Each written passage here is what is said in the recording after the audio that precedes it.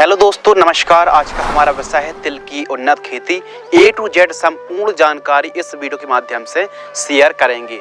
तिल की खेती कब और कैसे करना चाहिए, कितनी सिंचाई करें, खरपतवार को कैसे रोकें, कौन सी बीमारी आती हैं, उन बीमारियों का इलाज, 1 एकड़ में लागत, लाभ, मुनाफा, नेट प्रॉफिट के साथ साथ लागत और वे संपूर्ण जानकारी, चाहे वैरायटी के बारे में बात हो, 1 एकड़ में कितना सीड्स की बुआई करें, ड्रिप कौन सी लगाएं, संपूर्ण जानकारी और बुआई के समय कौन सी खाद प्रयोग करें। तो वे जो आपके मन में जो कमेंट्स चल रहे हैं, जो आपके मन में जो भी डाउट्स बने हुए हैं, तो कमेंट्स में तो आप लिख ही सकते हैं।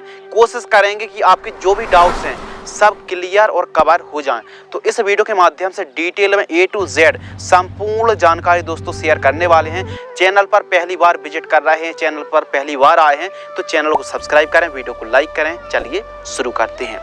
सबसे पहले टाइमिंग के ऊपर दोस्तों बात करते हैं तो आप तिली की खेती जायद पर खेती कर सकते हैं और खरीफ सीजन पर आप खेती कर सकते हैं, यानी गर्मियों के दिनों पर और जायद, यह 2 सीजन पर आप खेती कर सकते हैं।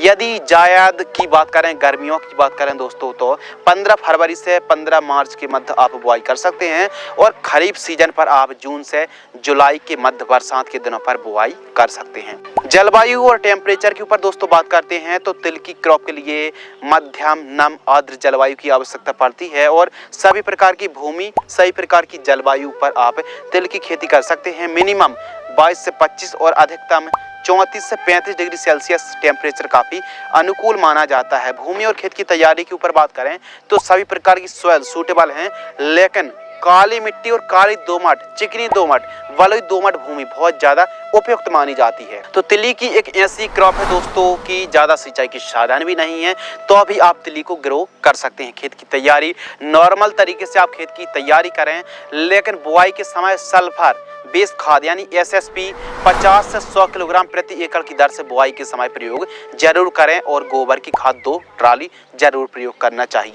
इसके अलावा दोस्तों उन्नतशील किस्मों के ऊपर बात करें तो बहुत अच्छी पैदावार देने वाली किस्मों के ऊपर बात करें तो जो वैरायटी हैं TC25 के नाम से आती है, RT125 के नाम से आती है, RT127 के नाम से आती है और RT46 के नाम से आती है, प्लस T13 के नाम से आती है। फोटो पर यह किस्में देख रहे हैं, इन्हीं की पैदावार बहुत ज़्यादा अच्छी। बाकी आप हाइब्रिड किस्मों को भी दोस्तों लगा सकते हैं। क्या इसके पहले आप तिली की खेती की है और कौन सी वैरायटी लगाई है, कितना उत्पादन आपने निकाला है, कमेंट सेक्शन में ज़रूर बताइएगा।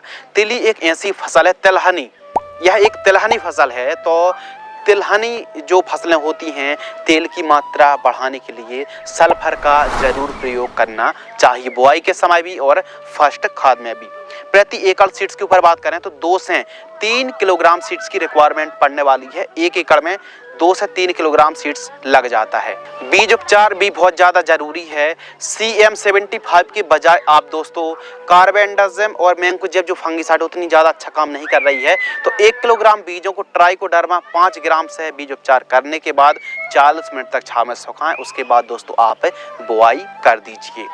और यदि आप बुआई कर रहे हैं तो पहले आप पलेवा कर लीजिए, फिर उसके बाद बुआई करने से अंकुरण, जर्मिनेशन बहुत अच्छा देखने के लिए मिलता है। बुआई भी 2 तरीके से कर सकते हैं, सीड ड्रिल विधि से और छिटका विधि से। खरपतवार रोकथाम वीट कंट्रोल तो बुआई के तुरंत बाद पेंडिमेथ्रिन 30% EC को 800 ml 200 लीटर पानी में घोल करके आप स्प्रे कर दीजिए या फिर मजदूरों की मदद से निराई गुड़ाई करनी चाहिए। सिंचाई के ऊपर बात करें तो खरीफ सीजन पर यदि बरसात हो रही है तो फिर सिंचाई की आवश्यकता नहीं है, लेकिन गर्मियों के दिनों पर आपको लगभग 10-10 दिनों के अंतराल पर सिंचाई करनी चाहिए। डिस्टेंस के ऊपर दोस्तों बात करते हैं। यदि आप बेड विधि से खेती कर रहे हैं तो एक बेड पर डबल लाइन पर आपको दोस्तों बुआई करनी चाहिए और बेड की चौड़ाई दोस्तों आपको 1.5 फीट रखनी चाहिए।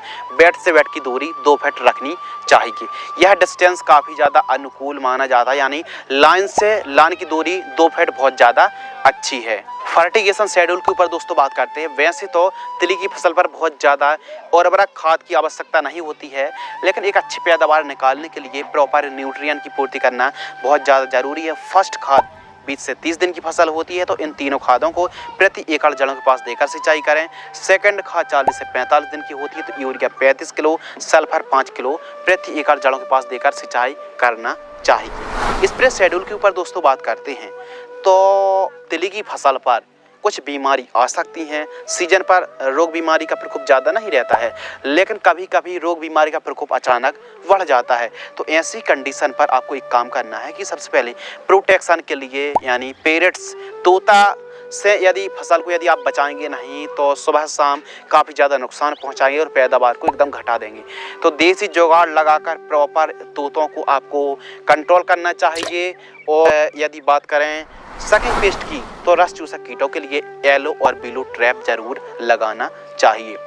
बात करते हैं दोस्तों स्प्रे शेड्यूल पर। मुख्य रूप से कीट प्रबंधन एफिड एसिड सेमिलूपर्स, हरी इल्ली आती है, पाउडरी मिल्ड्यूड, लीफ स्पॉट, फली छेदक, जड़ सड़न और तना छेदक की समस्या देखने के लिए मिलती है। तो फर्स्ट स्प्रे 20 से 25 दिन की फसल होती है।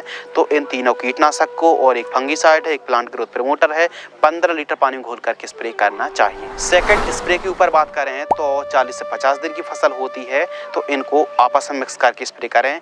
चमक बढ़ाने के लिए बोरॉन 25 ग्राम और NPK 13-045 या फिर 0050 100 ग्राम 15 लीटर पानी में घोल करके स्प्रे करना चाहिए।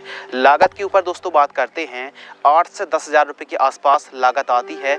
उत्पादन के ऊपर बात करें तो 1 एकड़ में यदि शानदार तरीके से व्यवस्थित तरीके से खेती करते हैं तो 6 से 7 क्विंटल 1 एकड़ में पैदावार देखने के लिए मिलती है। किस्मों के हिसाब से दोस्तों लाइफ साइकिल डिपेंड करती है। 3 महीने से 3.5 महीने के आसपास का समय मान लीजिए। बाजार भाव 8,000 रुपये से लेके 12,000 रुपये प्रति क्विंटल का रेट देखने के लिए मिलता है। मुनाफा के ऊपर दोस्तों बात करते हैं। लागत को काटकर ये मान लीजिए दोस्तों आप तिली की क्रॉप्स हैं लगभग 40 से 50 हज़ार रुपये के आसपास कमाई कर पाएंगे। तो हमारे किसान भाई यदि आप भी तिली की खेती कर रहे हैं, जो रोग बीमारी आती है उनका इलाज करिए, प्रॉपर न्यूट्रिएंट की पूर्ति करें, सिंचाई आवश्यकता अनुसार करें और ठीक तरीके से खेत की तैयारी करेंगे तो यकीनन आप भी तिली की क्रॉप से बेहतरीन लाभ निकाल पाएंगे। अब दोस्तों आप लगातार परंपरागत तरीके से तिल की खेती कर रहे हैं और पैदावार नहीं निकाल पा रहे हैं तो बेड विधि से खेती करें और आप 16 mm इनलाइन ड्रिप को लगाइए और प्रॉपर NPK खाद का प्रयोग करने से भी बहुत अच्छे तरीके से पौधा बढ़वा लेता है। और फ्लावरिंग ड्रॉपनेस की समस्या आ रही है तो 15 लीटर पानी में 5 ml प्लानोफेक्स का स्प्रे करने से फ्लावरिंग फ्रूटिंग ड्रॉपनेस नहीं होते हैं। उम्मीद करते हैं दोस्तों इस वीडियो से आपको कुछ नया नॉलेजेबल इन्फॉर्मेटिव सीखने के लिए जरूर मिला होगा। फिर भी आपके मन में कोई सवाल सुझाव रह जाते हैं, कोई डाउट्स रह जाते हैं तो कमेंट सेक्शन में अपने सवाल पूछ सकते हैं। मिलते हैं इसी प्रकार कृषि कार्य से जुड़ी एक और ज्ञानवर्धक जानकारी के साथ। तब तक के लिए धन्यवाद, नमस्कार, जय हिंद, वंदे मातरम।